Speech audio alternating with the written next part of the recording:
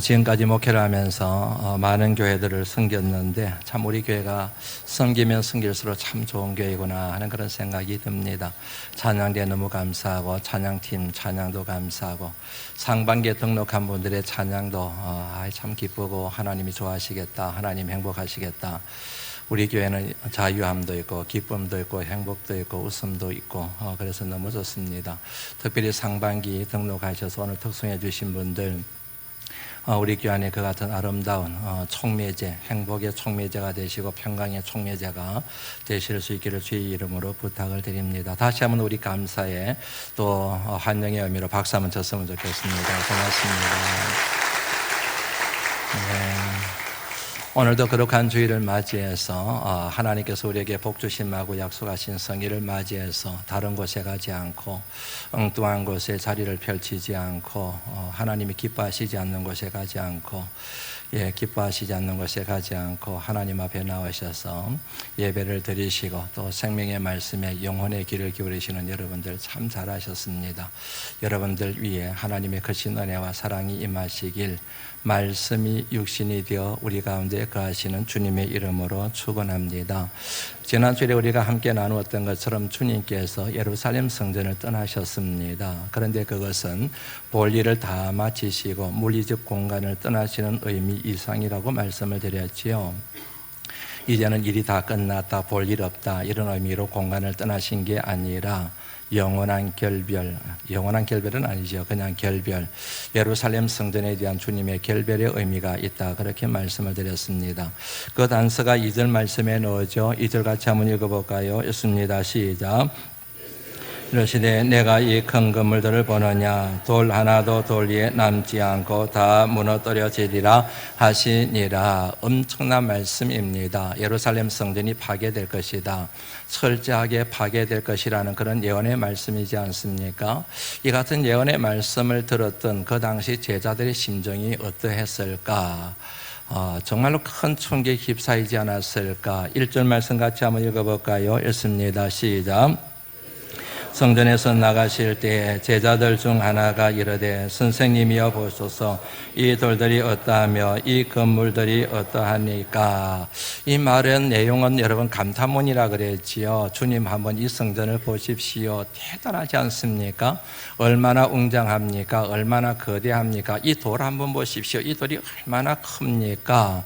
정말로 건물을 보기만 해도 은혜가 됩니다. 이 건물을 통해서도 하나님의 은혜와 능력을 깨달을 수 있을 정도입니다.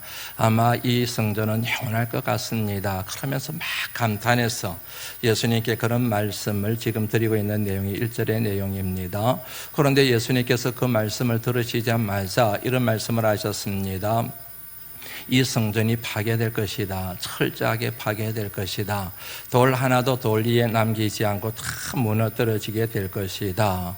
제자들은 여러분 그 주님의 말씀을 듣고 청천벽력 같은 소리로 들었을 가능성이 굉장히 높습니다.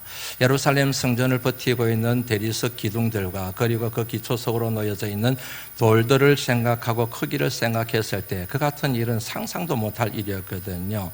그래서 주님이 그 같은 말씀을 하시자 아마 패닉 상태에 빠지지 않았을까. 나중에 말씀을 통해서 그걸 확인할 수가 있습니다. 먼저 좀 하나 짚고 넘어가야 될 것은요, 생명 있는 종교와 생명 없는 종교의 차이점에 대한 것입니다.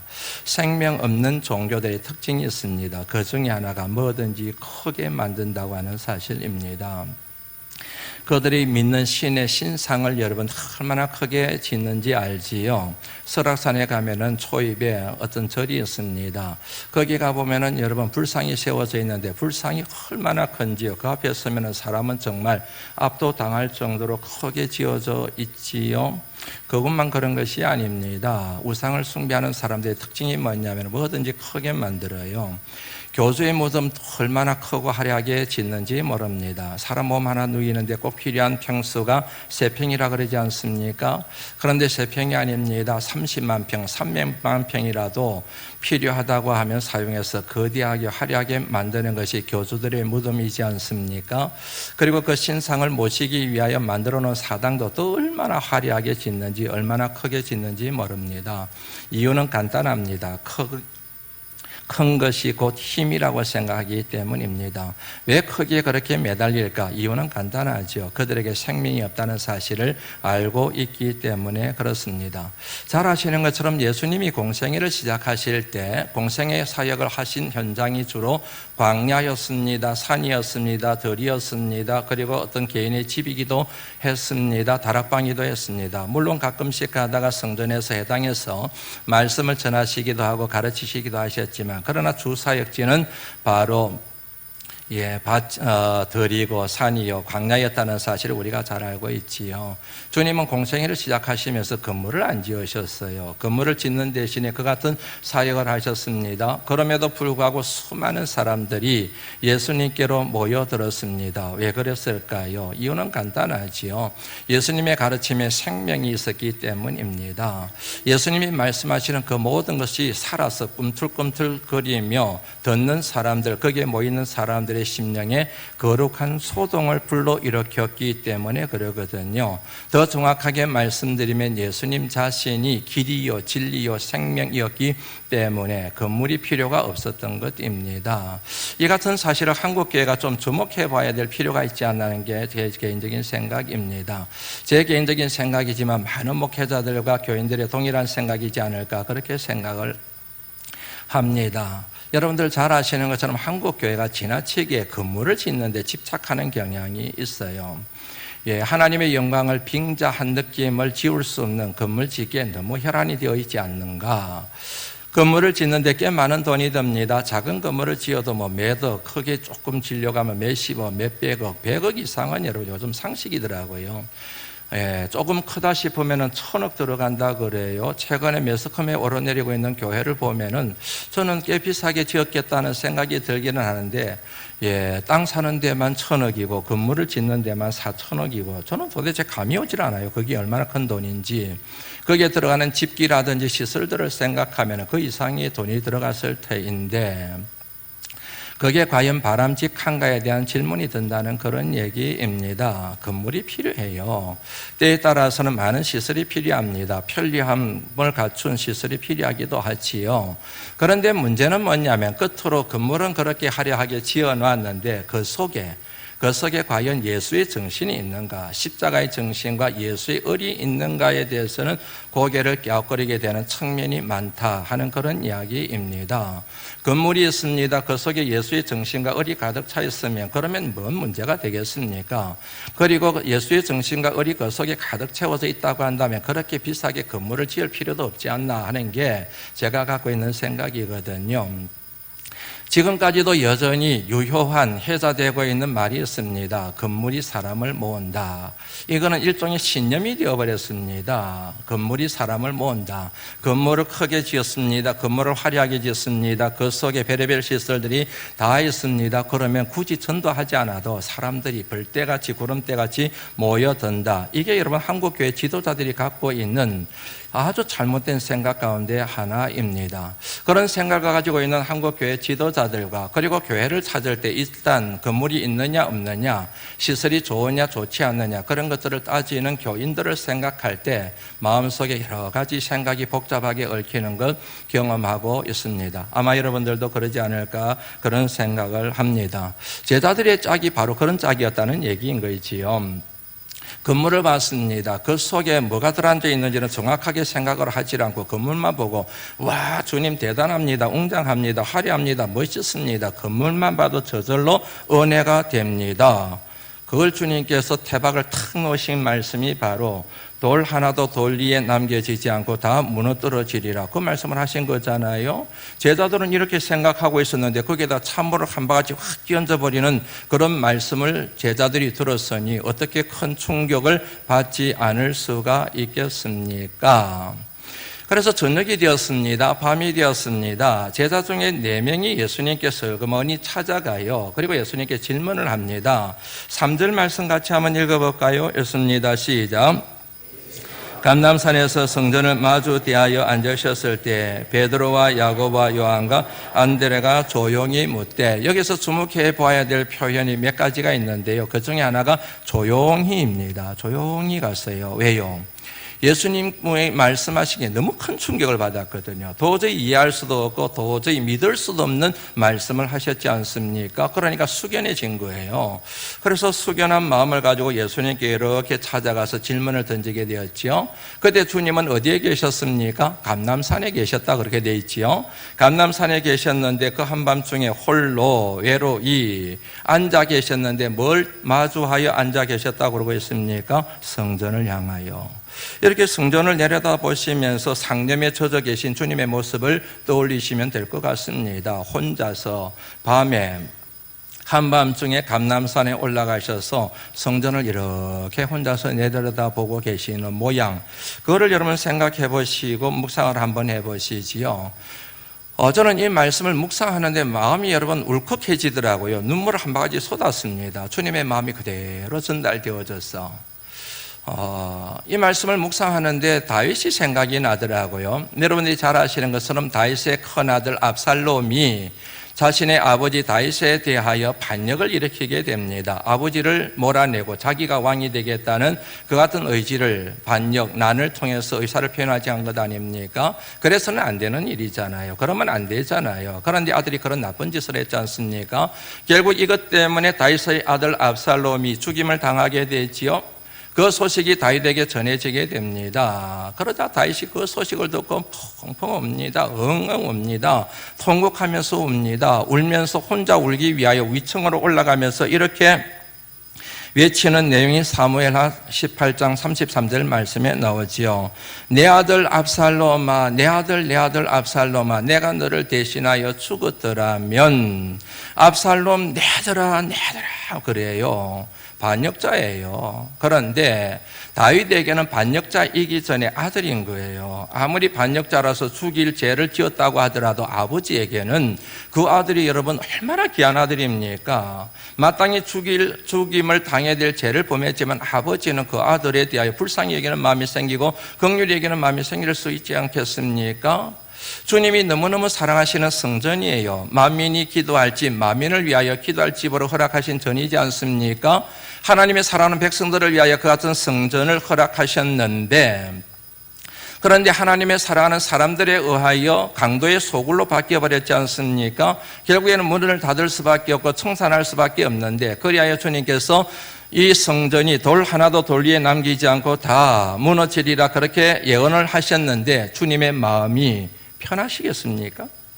발 뻗고 주무시겠습니까? 얼마나 힘드시겠습니까? 결국에는 정리할 수밖에 없는데 그 예언의 말씀을 하실 수밖에 없는데 너무너무 마음이 힘든 거예요. 그래서 혼자서 감람산에 올라가셔서 성전을 이렇게 내려다보시면서 깊은 상념에 빠지셨다는 것입니다. 앞서 말씀드린 것처럼 이 말씀을 묵상하는데 울컥 눈물이 나더라고요. 주님의 마음이 그대로 전달되어져서. 아마 목회를 하는 사람들은 이 말씀에 대한 저 같은 감정을 동일하게 경험하지 않을까 하는 그런 생각이 듭니다. 제가 섬기고 있는 교회를 보면서 그 안에 있는 성전으로 살아가고 있는 성도들의 삶을 바라보면서 마음이 미어지고 마음의 고통이 찾아오고 정말로 다윗이 고백했던 것처럼 성도들의 이름을 부르면서 눈물 흘릴 때가 참 많거든요. 고스란히 느껴졌다는 얘기입니다. 제자들의 질문은 크게 두 가지입니다. 4절 말씀 같이 한번 읽어보실까요? 읽습니다. 시작. 우리에게 이르소서 어느 때 이런 일이 있겠사하며 이 모든 일이 이루어지려 할 때에 무슨 징조가 있사오리까? 두 가지 질문을 제자들이 던졌습니다. 어느 때입니까? 언제 이 같은 일이 일어나겠습니까? 둘째, 그때는 무슨 징조가 일어나겠습니까? 그런데 이 질문을 꼼꼼하게 들여다보면요, 정작 필요한 질문을 하지를 않았어요. 그 질문이 뭐냐면 이유가 뭡니까 주님? 이유에 대한 질문이 나와야 되는데 이유에 대한 질문을 하지 않고 있습니다. 그게 사실은 가장 중요한 질문이거든요. 아니 주님, 이렇게 건강하고 이렇게 멋있어 보이고 웅장한 성전이 파괴된다니요, 도대체 이유가 뭡니까? 도저히 이해할 수가 없습니다. 우리에게 설명 좀 해주십시오. 그렇게 여러분 요청을 제일 먼저 했어야 되거든요. 그런데 그런 질문을 하지를 않아요.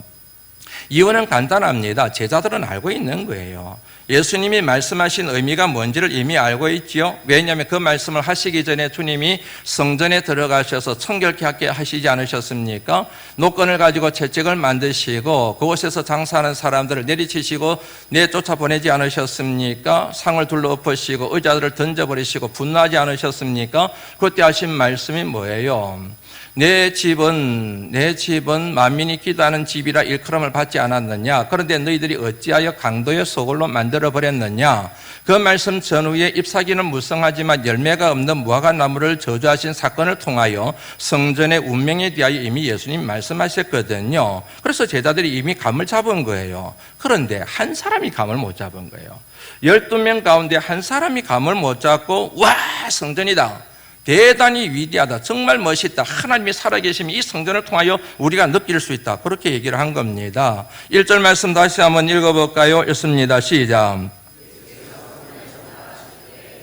제자 중 하나가 이르되 선생님이여 보소서, 이 돌들이 어떠하며 이 그물들, 이 말씀에 보면 제자 중 하나가 그 얘기를 한 거예요. 모든 제자들이 다 그런 건 아니고 제자 중 하나.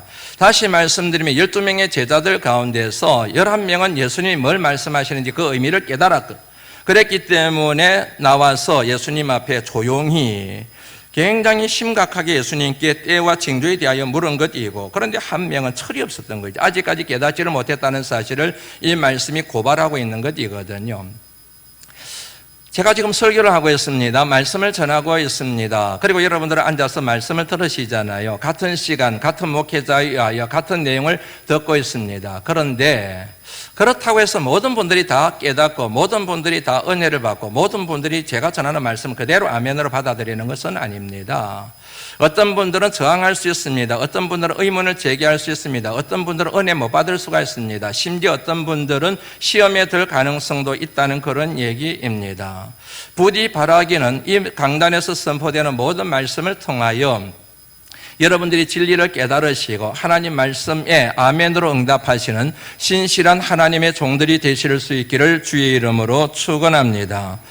5절 말씀부터 이제 끝절까지가 예수님의 대답이 쭉 이어지게 됩니다. 그런데 예수님께서 대답을 하실 때 제자들이 질문한 것은 두 가지였잖아요. 때에 대한 질문이고 또 다른 하나는 징조에 대한 질문이었지 않습니까? 때에 대한 대답을 안 하세요. 징조에 대한 말씀만 하시게 됩니다.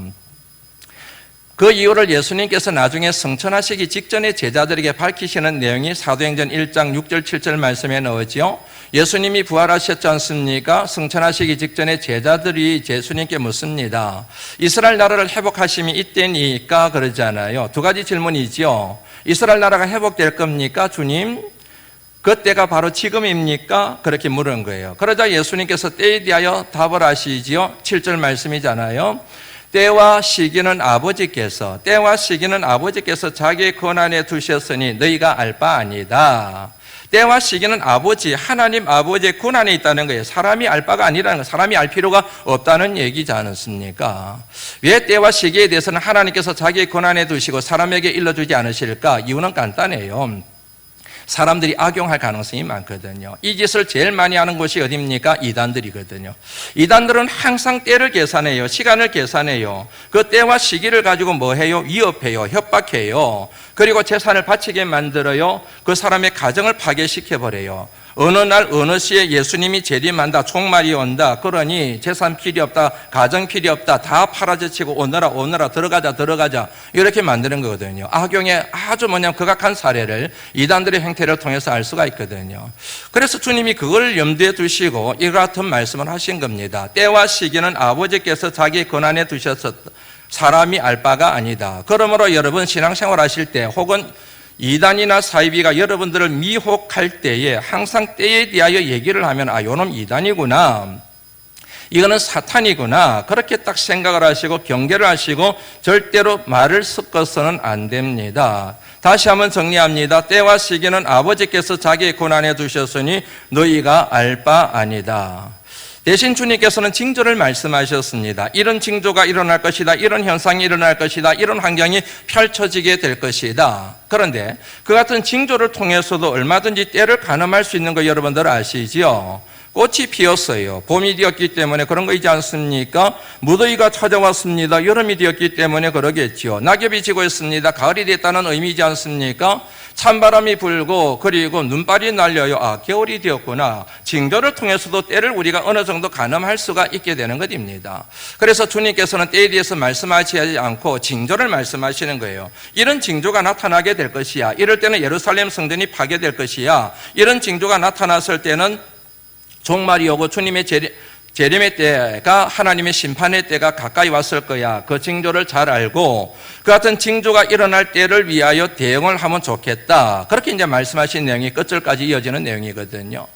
그런데 이 같은 주님의 대응 방식에 초점이 하나 있습니다. 그게 뭐냐면 준비입니다.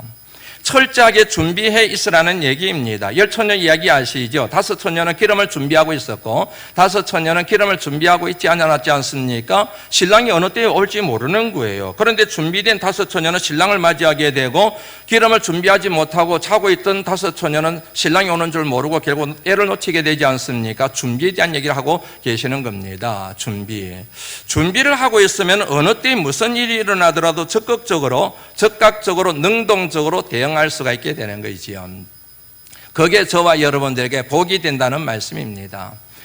세계적으로 유명한 금세기 최고의 지휘자로 알려져 있는 토스카니니에 대한 얘기를 들어보신 분들이 계실 겁니다. 이분은 원래 지휘자가 아니었어요. 원래는 첼로 연주자였습니다.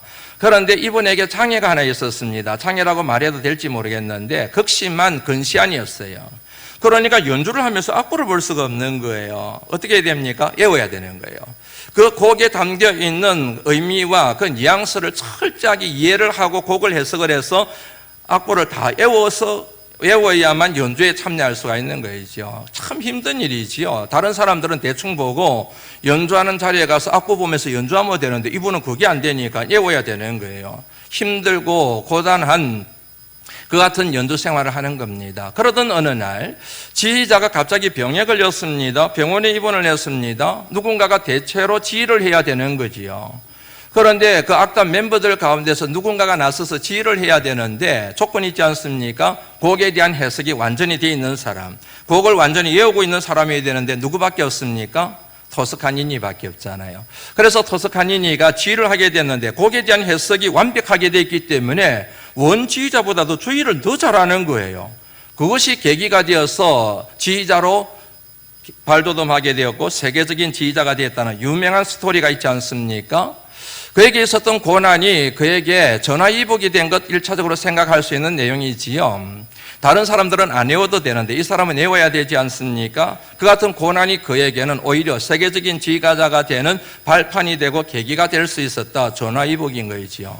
두 번째는 준비입니다. 다른 사람들은 대충 준비해도 되지만 이 사람은 철저하게 준비하지 않으면 안 되잖아요. 철저하게 준비했기 때문에 기회가 왔을 때 그 기회가 그 사람에게 복이 되었지 않습니까? 그게 바로 준비의 힘이라는 겁니다. 준비의 능력이라는 것입니다. 준비된 사람은 기회가 오면 그 기회가 그 사람의 기회가 되는데 아무리 기회가 많이 와도 준비되지 않은 사람은 그 기회는 그림의 떡에 지나지 않게 되는 것이거든요. 그래서 성경 말씀을 보면은 여러분 준비에 대한 가르침, 준비에 대한 금연의 말씀이 굉장히 많이 나옵니다.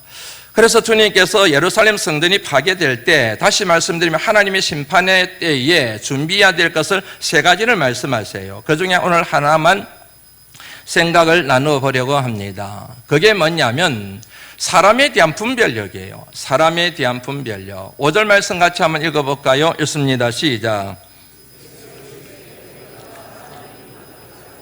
주의하라. 그때가 되면 징조가 나타나는데 그 중에 하나가 뭐라는 겁니까? 우리를 미혹하는 사람들이 나타난다는 거예요. 우리를 미혹하는 사람들이 나타나서 우리들을 엉뚱한 길로 끌고 간다는 겁니다. 사망의 길로 끌고 간다는 겁니다. 함정에 빠뜨려 버린다는 얘기이지 않습니까? 그런 우리를 미혹하는 사람들을 조심해라, 경계해라, 삼가해라. 사람에 대하여 성경 말씀이 종종 사용하고 있는 표현이 뭐냐면 삼가다래요. 사람을 삼가해라. 이 말의 의미가 뭐냐면 전에도 말씀드린 거 기억하시죠? 울타리를 치라는 거예요. 울타리를 쳐라. 그리고 그 사람이 들어오지 못하게 만들어라. 심리적인 울타리, 신앙의 울타리, 어떤 울타리를 만들어서 다른 사람이 네 생각을, 네 감정을, 네 신앙을, 해방을 놓지 못하도록 울타리를 단단히 치거라. 이런 의미가 삼가다는 뜻이거든요. 사람에 대한 여러분, 이 같은 삼가하는 믿음이, 지혜가 저와 여러분들에게 필요하다는 얘기입니다. 먼저 전제로 다시 한번 여러분들에게 강조하고 넘어갑니다. 모든 사람은 하나님의 사랑의 대상이요 하나님의 축복의 대상인 줄 믿으시지요. 왜냐하면 하나님이 그렇게 말씀하셨거든요. 하나님이 그들에게 복을 주시며 그들에게 이르시되 생육하고 번성하여 땅에 충만하라. 귀에 못이 박히도록 말씀드린 거 아니지 않습니까? 그들은 누구입니까? 아담과 하와잖아요. 남자와 여자이지 않습니까? 사람과 사람이지 않습니까? 이 말씀을 그대로 받은 것이 요한복음 3장 16절 말씀, 하나님이 세상을 이처럼 사랑하사 독생자를 주셨으니, 그러므로 모든 사람들은 세상은 하나님의 사랑의 대상이고 하나님의 축복의 대상인 거예요. 아멘이시죠? 예, 그 하나님께서 우리에게 말씀하신 게 뭐입니까? 내 이웃을 내 몸과 같이 사랑하라. 그러므로 모든 사람들은 우리의 사랑의 대상이요 축복의 대상이요 섬김과 나눔의 대상이 되는 것입니다. 이것은 달리 말씀드리면은 사람이 우리의 사랑의 대상이고 축복의 대상이라는 이 명제의 이면 속에는 뭐가 담겨 있느냐 하면은 사람은 신뢰의 대상이 될 수 없다는 거예요. 사람은 우리의 믿음의 대상이 되어서는 안 된다는 얘기입니다. 왜냐하면 사람은 피조물이기 때문에, 사람은 불완전한 존재, 완벽하지 못한 존재이기 때문에 사람은 절대로 믿어서는 안 된다. 만약에 우리가 사람을 믿는다면 사람을 믿는 게 아니고 그 사람 배후에서 역사하시는 하나님을 믿는 거예요. 하나님, 그 배후에서 역사하시는 하나님 때문에 그 사람을 우리가 믿어주는 것이지요. 예를 들어서 내가 수술을 받게 되었습니다. 의사를 믿기 때문에 내 몸을 맡기기보다는, 예수 믿지 않는 사람은 그럴 수 있지만 예수를 믿는 사람은 그 의사 배후에서 역사하시고 치료하시는 하나님 때문에 내 몸을 의사에게 맡기게 된다는 그런 얘기지요.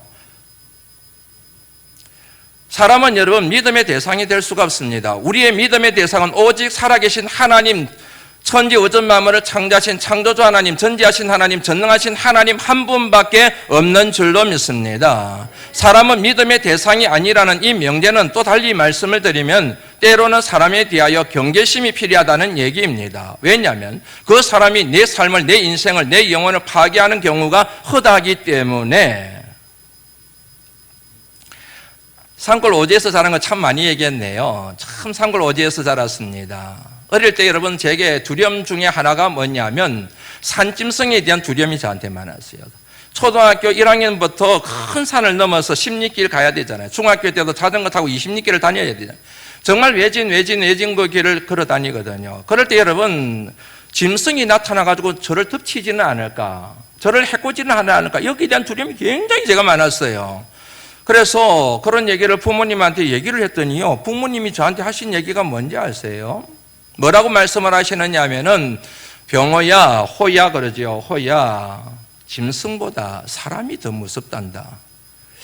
그 어린 마음에도요, 그 말이 무엇인지가 어렴풋이 이해가 되는 거예요. 짐승보다 더 무서운 것은 사람이란다. 가만히 여러분 지금까지 살아오면서 가만히 보니까 우리 어머님이, 우리 부모님이 하신 말씀이 맞는 거예요. 맞더라고요. 여러분 짐승은 사람에게 해코지를 해도 사람이 해코지를 하지 않으면 웬만해서는 해코지를 하지 않습니다. 사람이 짐승을 해코지를 하려고 드니까 이놈이 자기가 살기 위해서 사람을 해코지하는 거지, 사람이 짐승에 손을 대지 않으면 웬만해서는 사람을 공격을 안 해요. 그런데 여러분 사람은 아시지요? 사람은 내가 해코지를 안 했는데도 불구하고 자기 살겠다고 나를 해코지 안 되니까요. 그런 경우가 여러분 허다합니다. 인생을 살아가다 보면은. 그래서 나온 말이 뭡니까? 그래서 나온 말이 은혜를 원수로 갚는 말이 그렇게 나온 거예요. 나는 선을 베풀고 은혜를 베풀고 나는 잘해줬는데 나중에 나를 해코지해서 나를 못 살게 만들어버리고 죽게 만들어버리는 그런 일들이 일어나지 않습니까? 짐승은 그 짓 안 해요. 사람들은 종종 그럴 때가 있다는 얘기지 않습니까? 그리고 여러분 짐승은 우리의 몸만 상하게 할 뿐입니다. 가끔씩 가다가 생명을 잃기도 하지만은 그런 경우는 없어요. 그렇게 많지가 않습니다. 해코지 않으면. 그런데 사람은 몸만 상하게 만드는 게 아니에요. 사람은 여러분 마음도 상하게 만들어버려요. 사람은 영혼도 파괴시켜버려요. 그래서 사람 때문에 여러분 사람이 죽는 거예요. 사람 때문에 살맛이 안 나는 거예요. 사람 때문에 깊은 좌절을 겪는 거예요. 사람 때문에 병이 생겨버리는 거예요. 사람 때문에 평생 상처를 안고 살아가게 되는 거지 않습니까? 그래서 여러분 그 말이 맞는 거예요. 짐승보다도 사람이 더 무섭다고. 그래서 여러분 사람과 사람이 부딪히면서 살아갈 수밖에 없는 게 이게 인간 삶인데, 이 인간 삶 가운데서 우리가 사람에 대한 경계심을 갖는 것은 이게 나쁜 게 아니라 지혜로운 겁니다. 다시 한번 얘기합니다. 모든 사람들은 다 하나님의 사랑의 대상이요, 그리고 저와 여러분들의 사랑의 대상이요, 성김의 대상입니다. 그러나 그렇다고 해서 사람에 대한 경계심을 풀어서는 안 된다는 얘기입니다. 조심해야 될 사람들이 있습니다. 어떤 사람들인가? 시편 1편 1절 말씀 한번 읽어볼까요? 읽습니다. 시작. 죄인들의 길에 서지 아니하며 오만한 자들의 자리에 앉지 아니하고. 이 세 사람은 조심해야 된다는 거예요. 이 사람들은 삼가해야 된다는 얘기지요. 이 사람들을 친구 두면 안 된다는 얘기잖아요. 악인에 대해서 한번 살펴보죠. 악인은 어떤 사람인가? 악인에 대한 이해를 하려고 하면 악의 반대가 되는 선을 생각하시면 됩니다. 성경 말씀에 선이라는 단어가 굉장히 많이 나오는데, 선은 여러분 원칙이라는 단어로 딱 정리하시면 됩니다. 선은 원칙이다. 악에게 지지 말고 선으로 악을 이기려 했을 때 그때도 원칙, 이렇게 정리하시면 됩니다. 하나님의 사람들이 지켜야 될 원칙이 뭘까요? 하나님의 말씀. 하나님의 말씀을 한마디로 얘기하면 뭡니까? 사랑. 누구에 대한 사랑과 누구에 대한 사랑입니까? 하나님에 대한 사랑과 이웃에 대한 사랑. 그러므로 선이라고 하는 것은 단순하게 착하게 살아간다는 의미가 아니고, 하나님의 말씀과 원리와 비결에 따라서 하나님을 사랑하고 이웃을 사랑하는 것이 성경에서 말하는 선이다. 이런 삶을 살아가는 사람을 일러서 선한 사람이라고 얘기를 한다. 이 선의 반대말이 악이잖아요. 악한 사람이잖아요. 그러니까 악한 사람은 하나님 말씀과 상관없이 살아가는 거예요. 자기 멋대로, 자기 감정대로, 자기 기분대로 욱하는 성질에 따라서, 자기 욕심의 욕망에 따라서 살아가는 거예요. 하나님 사랑할 수가 없죠. 이웃을 사랑할 수가 없죠. 그런 사람이 악한 사람, 이런 사람을 친구 두지 마라. 이런 사람들을 상가해라. 이런 사람들을 울타리 안으로 초청해서는 안 된다. 둘째는 죄인이잖아요. 죄는 여러분, 기독교에서 말하는 죄는 윤리적이고 도덕적인 차원에서 죄를 얘기하는 게 아닙니다. 관계가 파괴되는 것을 얘기해요. 첫째는 하나님과의 관계가 파괴되는 것, 둘째는 이웃과의 관계가, 사람과의 관계가 파괴되는 거잖아요. 하나님과의 관계를 잘 맺는 비결은 사랑, 그 사랑의 구체적인 실천이 순종. 이런 것들은 여러분 정리를 해두시면 좋겠습니다.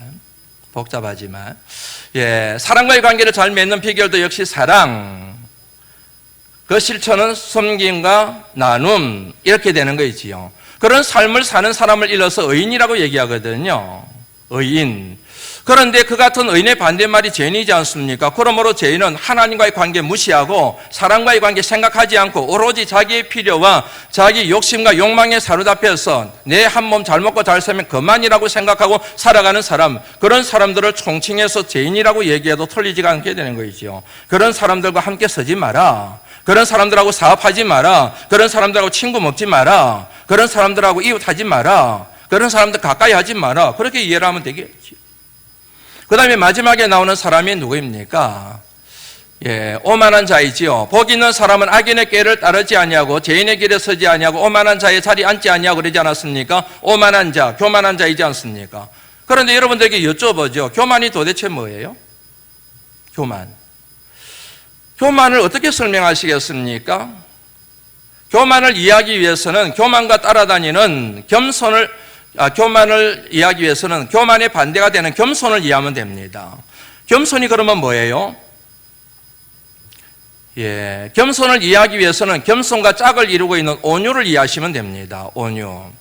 온유란 쉽게 말씀드리면 여러분, 절제된 부드러움을 얘기합니다. 절제된 부드러움.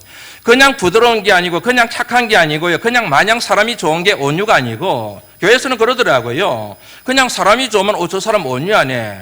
성질이 좀 괜찮으면 온유하네 그래요. 그런데 문자적인 의미는, 성경에서 말하는 온유의 문자적인 의미는 절제된 부드러움입니다. 여기는 뭐가 전제되어 있느냐면 힘이 전제되어 있는 거예요. 힘이 있어요. 그런데 그거를 절제해요. 내게 지식의 힘이 있습니다. 경험의 힘이 있습니다. 젊음의 힘이 있습니다. 건강의 힘이 있습니다. 돈의 힘이 있습니다. 권력의 힘이 있습니다. 그런데 그 힘을 발휘를 안 해요. 그 힘을 절제해요. 왜요? 상대방이 상처를 받으니까. 그 힘을 발휘하게 되면 공동체가 깨어지니까. 상대방을 생각하고 다른 사람을 생각하고 공동체를 생각하고 한 걸음 더 나가서 하나님의 뜻을 생각해서 하나님의 뜻을 생각하면 힘을 발휘하는 게 유익하지 못하겠구나, 덕이 되지 못하겠구나, 목소리를 낮추는 거예요. 몸을 낮추는 거예요. 마음을 낮추는 거예요. 이게 뭐라고요? 온유. 이 온유가 바로 뭐라고요? 겸손한 거예요. 이 같은 온유와 겸손은 저절로 되는 게 아닙니다. 타고난 본성으로 되는 게 아닙니다. 배워야 됩니다. 어떻게 배우게 되는가? 마태복음 11장 29절 말씀 한번 읽어볼까요? 읽습니다. 시작. 이 말씀에서 우리가 주목해야 될 게 배워야 된다는 거예요. 온유와 겸손은 저절로 습득되는 게 아니고 타고난 본성으로 되는 게 아니고 배워야 된다는 거예요. 훈련을 받아야 된다는 얘기죠. 교육을 받아야 된다는 얘기예요. 누구를 통해서? 예수님을 통하여. 예수님과 같은 멍에를 메고 예수님을 통하여 배우면 온유하고 겸손한 사람, 더 이상 교만하지 않는 사람이 된다는 얘기거든요. 이거를 일러서 바울은 빌립보에서 이런 말씀을 권면하고 있는 거죠. 너희 안에 이 마음을 품으라. 곧 그리스도 예수의 마음이니. 예수 그리스도의 마음을 가진 사람이 겸손한 사람이고, 예수 그리스도의 마음이 없는 사람이 교만한 사람, 오만한 사람, 그런 사람들과 함께 있지 마라. 오만한 자들의 자리에 앉지 아니하며, 이렇게 되는 것입니다. 자, 정리를 세 가지로 했습니다. 악인이지요, 죄인입니다, 그리고 교만한 자입니다. 그런데 이 같은 모든 사람들의 속성을 그대로 가지고 있는 부류의 사람들이 있어요. 그게 누구냐면 바로 이단들입니다. 이단이 여러분 가지고 있는 이 모든 걸 다 가지고 있는 거예요. 교만하기 이를 데 없어요. 교만의 극치를 이루고 있습니다. 악하기 이를 데가 없어요. 그리고 죄에 온전히 사로잡혀 있습니다. 사탄의 영에 사로잡혀 있기 때문에. 이단들, 적 그리스도들, 6절 말씀이었습니다. 읽습니다. 시작. 다시요. 6절 말씀 시작. 많은 사람이 내 이름으로 와서 이르되 내가 그러하여 많은 사람을 우리를 미혹하는 사람을 주의하라 그랬잖아요. 경계선 안으로 들이지 마라 그랬잖아요. 울타리 안으로. 그 사람이 누구라고요? 나는 그리스도다 얘기하는 사람. 하나님 필요 없어. 내 힘으로 살 거야. 예배 왜 드리러 가? 이 같은 뭐냐면은 인본주의, 그리고 잘못된 우상에 사로잡혀 있는 이런 적 그리스도, 이런 사람들을 경계하라는데, 그 사람들의 속성이 뭐예요? 악인, 죄인, 그리고 교만, 이 세 가지로 딱 드러난다는 얘기거든요. 그런 사람들을 가까이 하지 마라. 그냥 가까이 하지 않는 정도가 아닙니다. 단호해야 됩니다. 절대로 가까이 해서는 안 됩니다. 한번 확인하고 넘어가죠. 요한일서 4절이 있습니다. 요한일서 7절 말씀 있습니다. 시작. 이는 그리스도 예수께서 육체로 오심을 부인하는 자라. 이런 자가 미혹하는 자요 적 그리스도니. 8절 있습니다. 시작. 상가라. 우리가 일한 것을 잃지 말고 오직 온전한, 여기에 스스로 상가라는 말이죠. 우리 보고 뭐냐면 하나님이 말씀하시기 울타리를 치라는 거예요. 들어오지 못하게 만들어라는 거예요. 악인과 죄인과 교만한 자, 이 같은 이단들, 적 그리스도들, 자기가 하나님인 것처럼 말하고 행동하는 사람들, 그런 사람들 절대로 넣지 말라는 얘기예요. 더 심한 얘기가 나옵니다. 10절 말씀으로 건너뜁니다. 10절 있습니다. 시작. 교훈을 가지지 않고 너희에게 나가거든 그를 집에 들이지도 말고. 집에 들이지 못하는 것, 아까 삼가에 대한 얘기 했잖아요. 집에 들이는 거는 고사하고 인사도 하지 말라는 거예요. 인사도. 이단들이 여러분 인사를 하잖아요. 그래서 만날 때 그럼 인사도 받지 말라는 거예요. 11절 말씀이었습니다. 시작. 나는 그 악한 일에 인사하는 순간 그 사람에게 딱 연결이 되어버린다는 거예요. 이거를 뭐라고 얘기하느냐면요, 앵커링 이펙트라고 얘기합니다. 앵커링 이펙트. 내가 이단의 인사를 받고 안녕하세요 인사하고 이단이 말을 듣고 그 말을 내가 마음에 탁 생기는 순간 이게 앵커가 되어버린다는 거예요. 앵커링 이펙트라고 얘기합니다. 쉽게 말씀드리면 앵커라는 게 뭐냐면은 배가 떠내려가지 못하도록 닷을 내리잖아요. 그 닷을 일러서 앵커라고 얘기하거든요. 배가 아무리 떠내려가고 싶어도 닷이 딱 내려져 있기 때문에 배가 움직일 수가 없는 거예요. 내가 무슨 말을 들었어요. 내가 무슨 말을 들었는데 그 말이 내 마음에 딱 새겨져 버리는 거예요.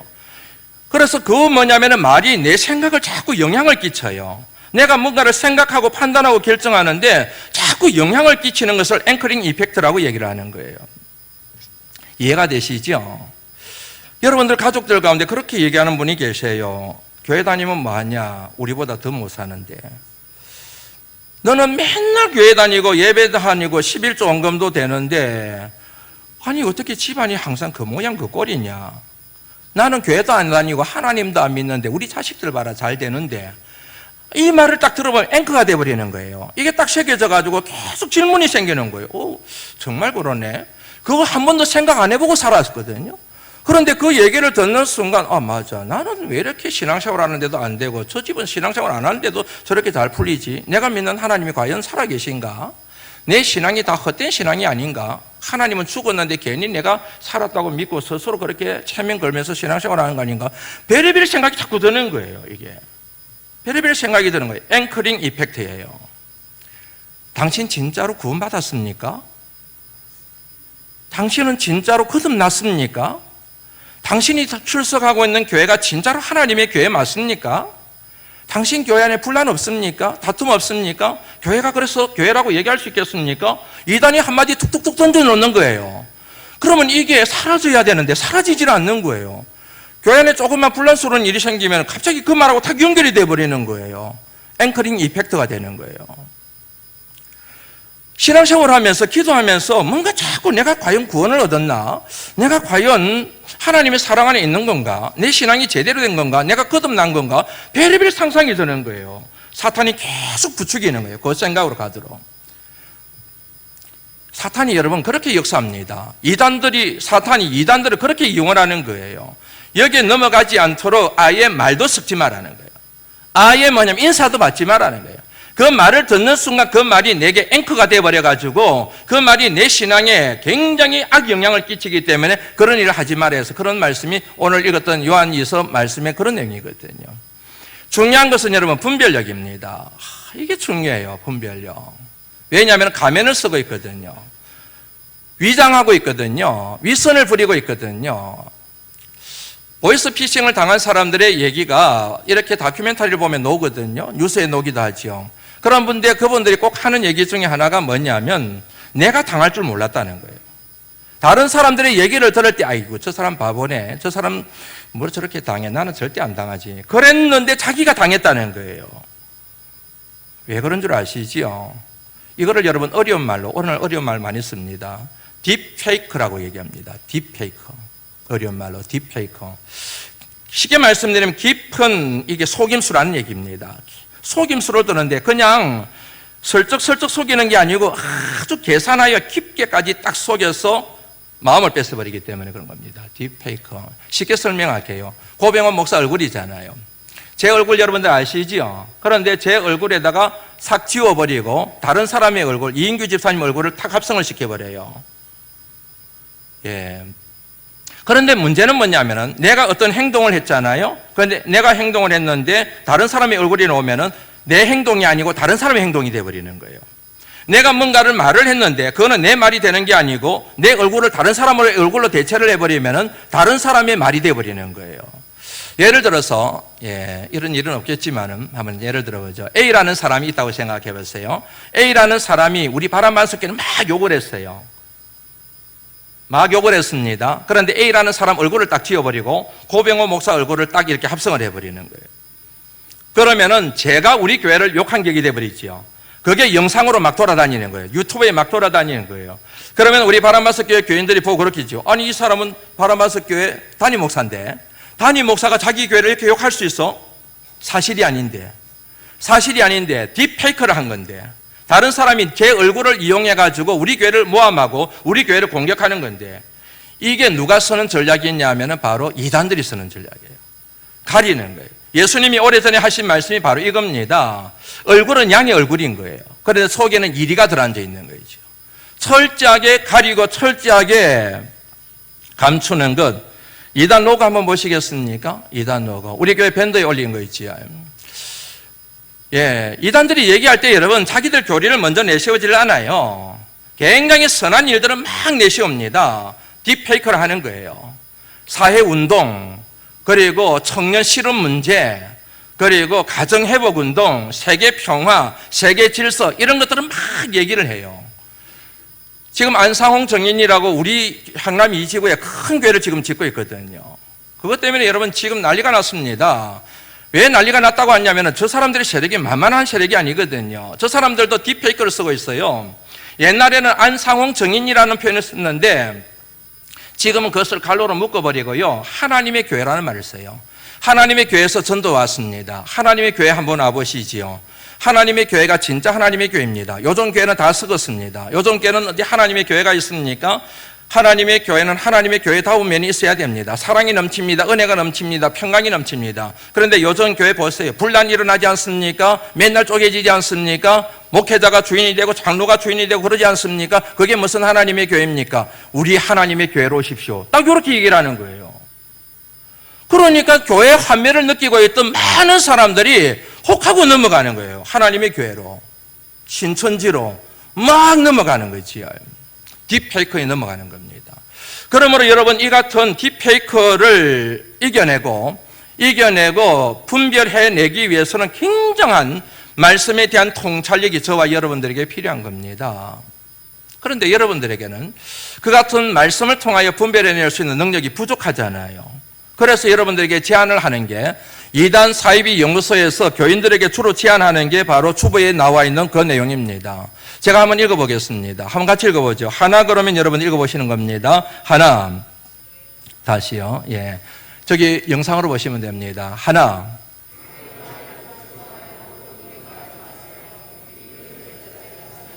여러분들 논쟁에서 절대 못 이깁니다. 저 사람들은 정통교단의 목회자도 감당해낼 수 있을 정도로 준비되고 훈련된 사람들입니다. 그래서 괜히 논쟁하려고 하다가 말려들면 안 됩니다.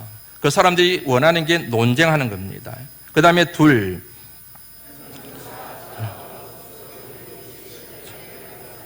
셋, 성경 공부에 절대 가면 안 됩니다. 절대로 가시면 안 됩니다. 가시더라도 가시면 안 되죠. 뭔가 성경 공부에 대한 제안이 들어오면 저한테 일단 물어보셔야 됩니다. 예. 넷째가 중요합니다. 읽어볼까요? 시작.